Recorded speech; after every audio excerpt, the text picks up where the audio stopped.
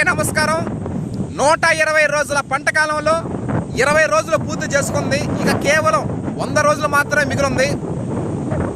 RNR 15048 Telangana Sona, RNR 31479 CVR పద్ధతిలో వరి సాగు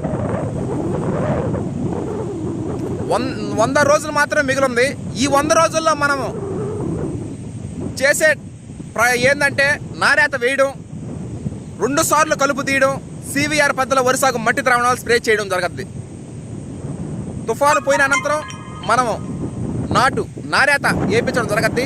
నారేత వేసిన తర్వాత CVR పద్ధతిలో వరి సాగు అంటే మట్టి ద్రావణం, మొలకల ద్రావణం, ఆముదం స్ప్రేయింగ్లు ఉంటాయి.